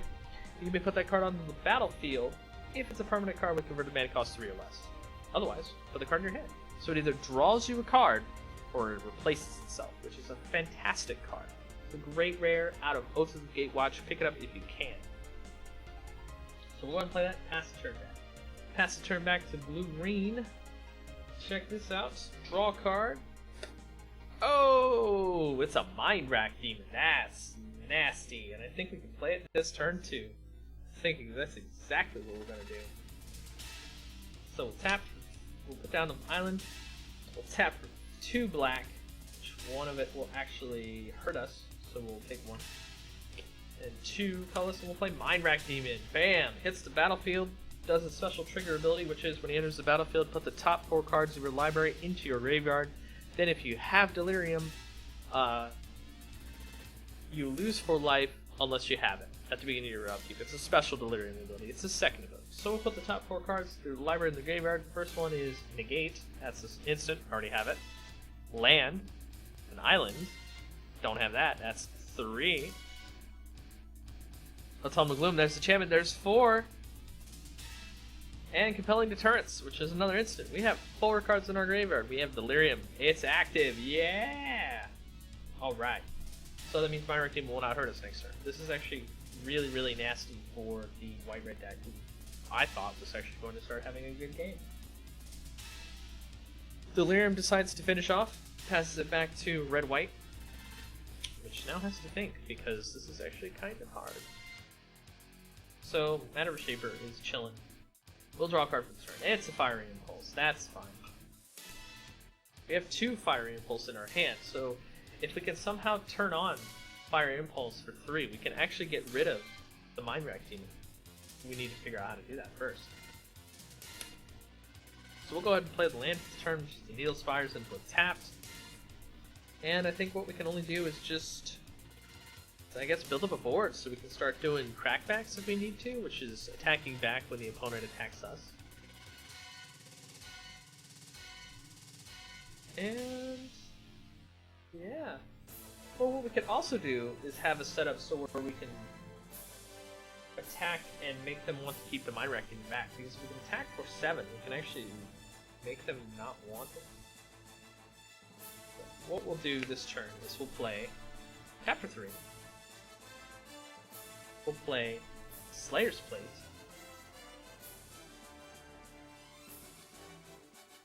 And we'll not attack. We will pass that turn. So then, untap. Blue-green, Delirium time. Yeah. Turn card we draw for the turn is Stinging Ice. We'll go ahead and play a Choked Estuary and play tap, because that's all we can do. And we'll start doing something really gross, because we have Kiora in our hands. So the combo now, so we're going to attack with Mind Rack Demon, and then we're going to tap it, so it can be used as a blocker. This is pretty gross. So I'm going to tap for 4, play the Kiora. She gets 4 counters. I'm going to +1 her. Just going to go up, I'm going to go to combat first. I'm going to attack 4 flying in the air. That means white-red is now down to 16. Oh. So with Kiora, we'll take her up to 5, because it only goes +1. And she'll now untap her, and untap Choked Estuary. This is really good, by the way. Alright, so we will now untap for our lens here on white-red, and this is actually getting kind of gnarly here. With Kiora and Mind Rack Demon set up, there is probably no way that I can get through with my white-red deck. I have to basically find some way to turn on these Fiery Impulses so I can kill the Mind Rack Demon. So we'll draw a card for the turn, and it is Nahiri the Harbinger. Unfortunately, if Mind Rack Demon was going to come every turn with Nahiri the Harbinger, I could use her -2 to exile target creature. There's no way we can do it at this point. It's actually quite terrible. So what we'll do for this turn, since the only other options we have are playing the Stonehaven Outfitter to get an extra boost from the Slayer's Plate, or play Hangerback Walker, I think what we'll do is, I think we'll go for equipping the Slayer's Plate. Why not, right? So we'll equip the Slayer's Plate to the Matter Shaper. And what we'll do is now that it's a 6/4, we can attack, and the Mind Rack Demon either has to block or will die. So I'm going to attack Kiora. The Mind Rack Demon will block, because having Kiora out is very helpful. And we can use her for Delirium, right? So Mind Wrecker Demon's gonna die, but it also kills the Matter Shaper as well. The Matter Shaper will die. The Matter Shaper will flip into, ooh, a Knight of the White Orchid comes straight onto the battlefield. And, hey, look at that. I'm pretty sure, yep, the blue-black deck has more lands than the equipment deck, and that means we're gonna have to go searching for a land and put it onto the battlefield. So since we've got only one basic out, let's go ahead and get a... That seems like a good idea, right? This is actually turning into a fantastic turn for the red-white equipment deck.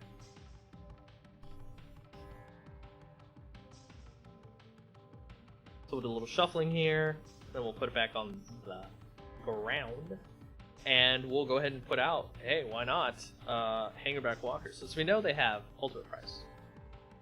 They're probably going to kill the Knight of the White Orchid next turn. It's most likely going to happen.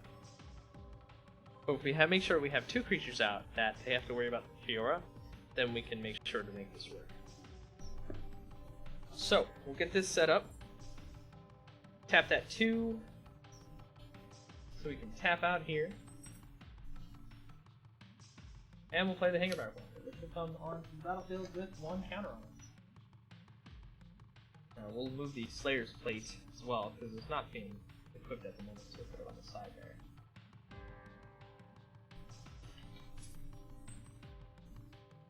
And we'll pass the turn. So blocking for the blue-green player was actually not that good. For the Delirium, it was just not really a good way to set up all the combos and things like that. So we'll go ahead and untap for the turn. Got the Kiora out. We want to make sure we can protect her, so we're going to have to kill one of their creatures with Ultimate Price. It's going to have to happen. However, we also have the ability to have a blocker with Thing in the Ice, so that will be good for us. So we'll go ahead and draw for the turn. Compelling Deterrence. Fantastic! We can now bounce one of their creatures. And kill the other. I like that a lot. So what we are going to do is, since we know we have Delirium, what we'll do is play the 3. We will do this with the Lumbering Fall so that we do not take damage. Choke Destroy tapped for 2. Autumnal Gloom, which will flip at end of turn into the 4/4 untargetable, which will be great for blocking. And then we will tap for 2 more.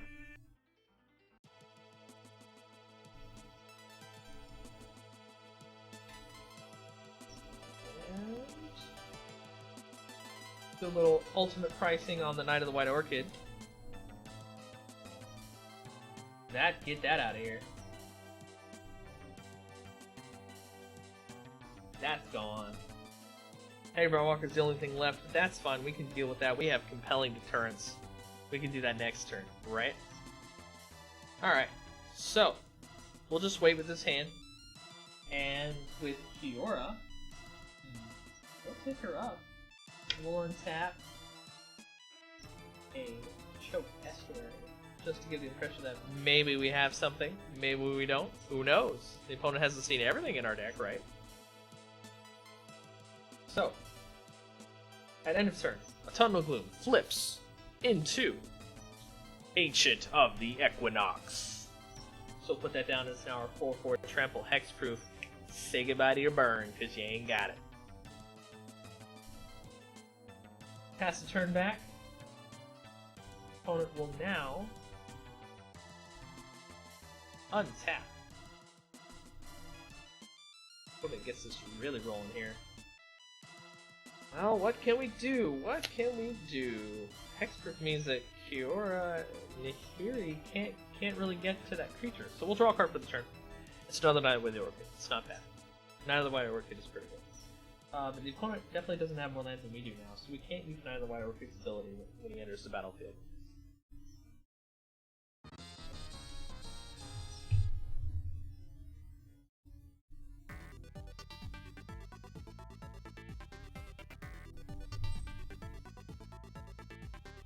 However, what we are likely to do here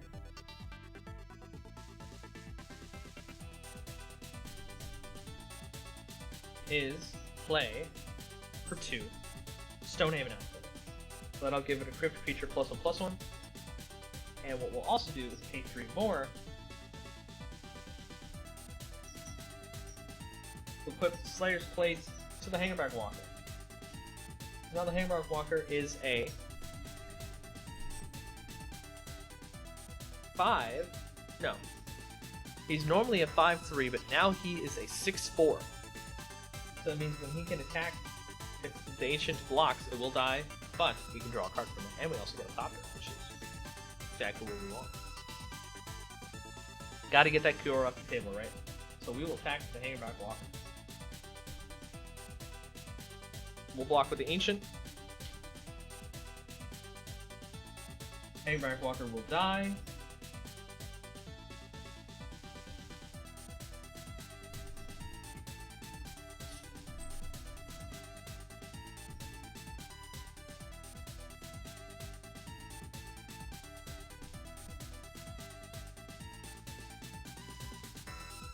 Slayer's Plate will give us, not a spirit creature, but it will give us a Thopter token. Oh yeah! We like the Thopter tokens, don't we? Where are they? That is the Thopter token right there. Thopter token. Boom! So now, we've got a Thopter token. It does not have a Slayer's Plate. Slayer's Plate has dropped off. We get to draw a card. It's a Declaration in Stone. That's going to help out a lot. Removal is definitely going to help out a lot. So when I'll untap the turn, draw a card for this setup, and it's another thing, guys. So what we'll do to play that thing is, Kiora will go up to 7. So we'll put them on the counter on her. And we'll untap the creature and a land. So we'll now have 4. And we'll put yet another thing in the ice.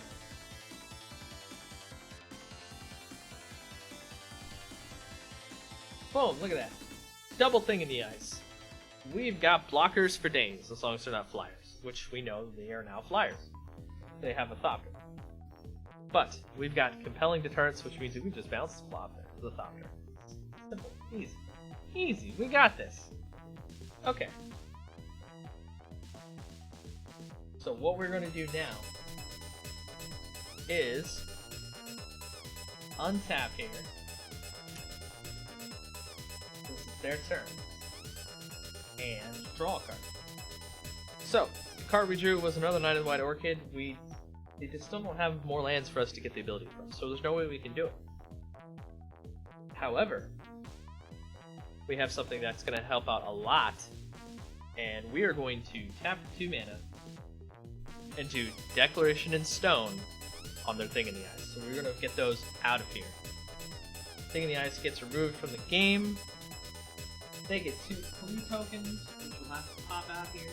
This is a pretty hard-fought game. Both sides haven't really done any damage to each other besides, losing life. So here's a clue token, that goes up to 2 clue tokens. And in response, the Delirium player will go ahead and stop any damage going on right now and pop out the compelling deterrence on the Thopter. Because come on, right? Gotta get rid of the Thopter. So we'll pop that away. It's basically a kill spell for blue, right? That'll be gone. Back into the box you go. And now all we're stuck really is with Stonehaven Outfitter. But at least they have clues, right? They can go searching for what the hell happened to their Thing in the Ice.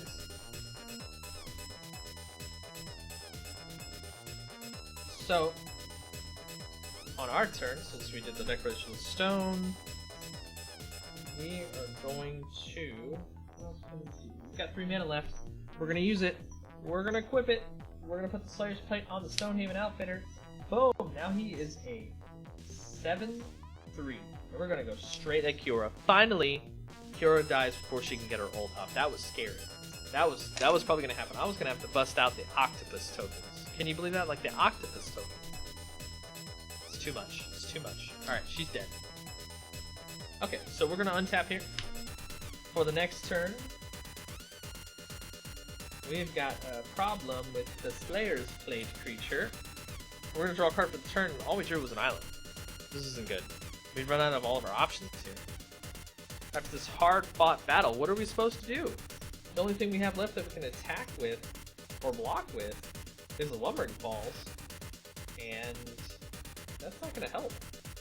The Crypt creature is way too big. We're just going to have to start taking some damage here. Well, actually, we have clues. So what we'll do is we'll go ahead and let them take their turn. So we'll pass turn. They'll untap. All their lands. Untap. Stonehaven out there. Draw a card for the turn. Declaration Stone. Not going to help. That's what we do for the turn. So, they drew a land. They played a land! We can play a land too! Yay! How are we going to play a land? Well, we're going to tap Needle Spires and the Plains. Tap those two. And we're going to play Knight of the White Orchid. Yes, sir. That's going to allow us to go for a land. Which, we have two basics. Don't we? Two basic lands? Yes, we have a mountain and a plains. So we're going to go get Canopy Vista, and we'll play that. And we'll do a little bit of shuffling in the deck here. Sure. Graveyard. Away from the deck. And we're nearing the end of the stream soon, so I'm going to make sure that we make this match end soon. And the opponent's going to have to do something about my Slayer's Plate, but what? We'll see what happens when they draw clues, right?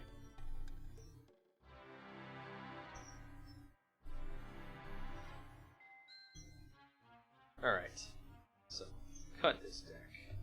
Sit this down. Alright. What can we do this turn? Our hand is pretty sweet. We've got a lot of burn, we've got removal. We've got, what, 4 mana still?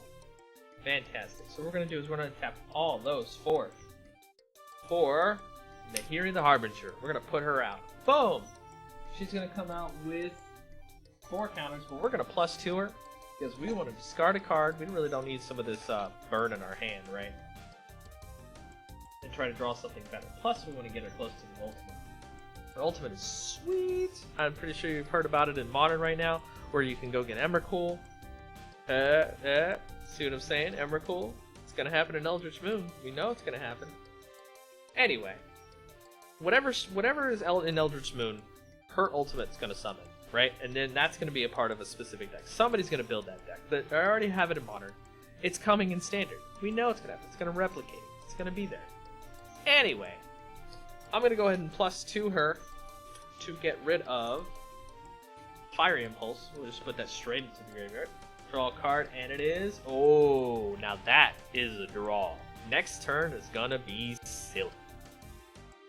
Unfortunately, this game doesn't look like it's going to end that quickly. But maybe Gideon can help us get there. Anyway. We shall... Now that we have a Nahiri and Knight of the White Orchid out, Slayer's Plate is on Stonehaven. Stonehaven is going to swing in for some sweet 7. Boom! Delirium Plague goes down to 13. If Triskaidekaphobia was out, we'd win the game. So what we're going to do now is, at the end of turn, for Delirium, we're going to draw some mad clues. We're going to pop those. Bye-bye clues. We don't need you no more. Get out of here. Gone.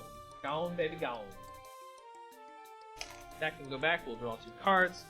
The cards Delirium draws, Gitrog, monster. And another island. Great. Well, Gitrog is going to be great because Death Touch. We're going to be able to kill their creature. For any creatures. We can play an additional land on our turn, so, you know, it's gonna work, right? But, will Gitrog save us? Who knows? Anyway. We'll now untap, because that was end of turn. And we'll draw a card for the turn. Which is, boom! Ultimate price. Look at that! Green's gonna get back in here. So, we'll go ahead and drop a land for the turn. That gives us 7, which is the perfect amount. We'll go ahead and tap 1, 2, 3, 4, 5. Get our. Wait, we'll take this out. We can tap that black, and we'll put Llanowar Waste in there. So we have 2 left. Choked us, we're an island.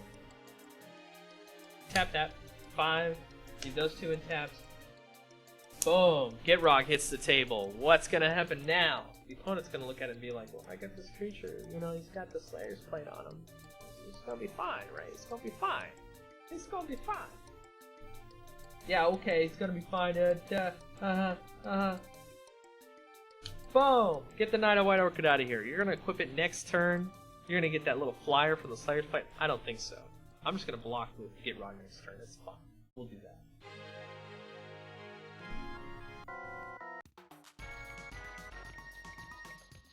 So, Knight of Orchid bites it,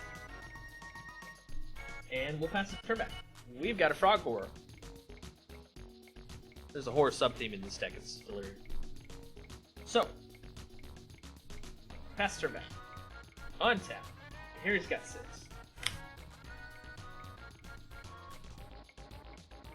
Draw a card for the turn, and it's Matter Reshaper. We can play it. We've got Westfall Abbey in our stack of lands here.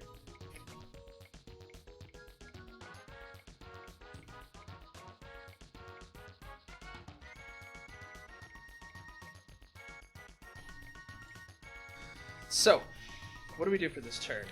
They've got to get robbed. We've got a Declaration in Stone. Should we do it? I mean, otherwise... Otherwise, they're going to kill it when we block. I think we should Declaration in Stone. Do you think we should Declaration in Stone? I think we should Declaration in Stone. We're going to Declaration. I'm going to tap 2. Declaration in Stone. Get that out of here. Gitrog goes to the exile zone. Oh, hey. They get a clue back. So hey, clue token's back. Clue token. They're probably gonna pop it next turn. That's probably what's gonna happen.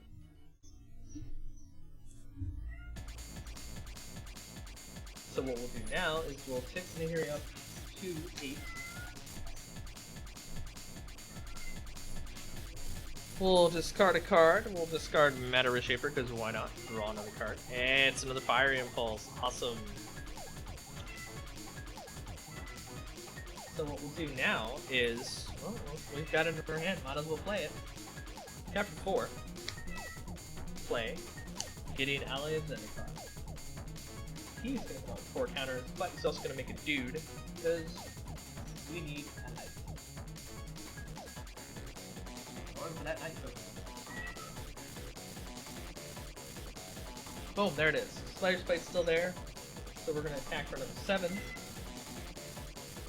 Slam! All the way down. Oh wow, 7 to 13 makes 6.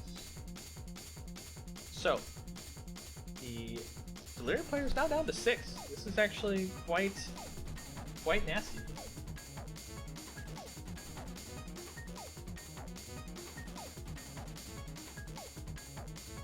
And all they have left is a blue token. I don't know how they're going to get out of this. So we'll go ahead and let them take their turn. Untap. Draw. Well, drawing Cure is not really going to help. I mean, it's going to let us look for creatures, but what creature can we play at this point that can help us? We would need some sort of board wipe, which would be in the white-black control deck that we showcased earlier. But we just don't really have it. So we're actually just going to pay 2, draw a card. Get rid of the clue. And we should Mind Rack Demon. Not bad. We can actually use that to block, not hide. Maybe. Hopefully. So we'll go ahead and play that.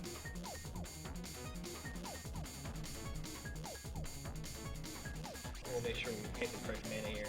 So. Pay that mana. Mind Rack Demon, another 4 cards go into our graveyard, so that's Gerald's Masterpiece, not bad. Ultimate Price, Swamp, and Llanowar Waste.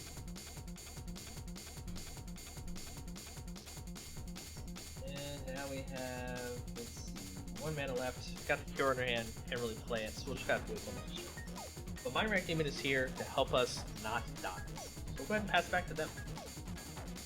Now, unfortunately, there's a problem. Because you see, next turn, I'm going to draw a really good card. How do I know I'm going to draw a really good card? I don't. However, just by sheer luck, I drew another Declaration in Stone. That's going to end the game. So I'm just going to go ahead and show Declaration in Stone to my opponent. They're going to concede, and that'll be the end of the game.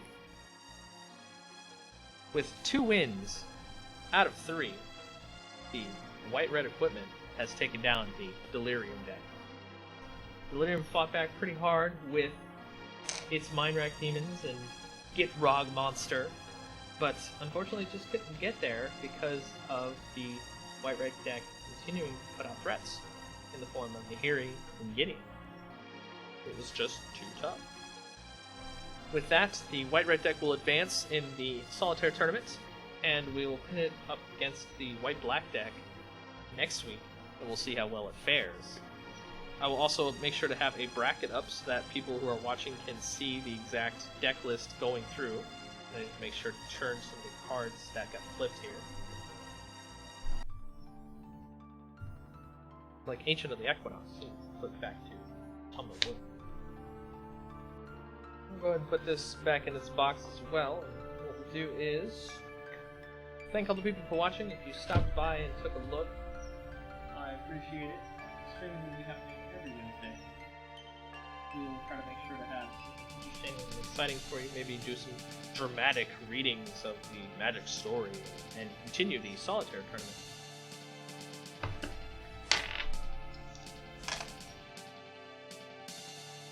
We've got a special deck probably for next time too. Probably the Band Company deck will be there as well. So we'll see how that works.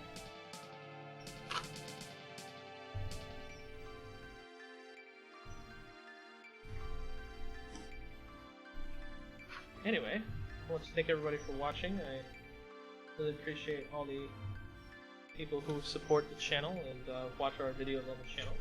And thank you all for joining us on our first inaugural RPL Live. See you guys on the next video, Observers, or the next live if you decide to show up. Bye.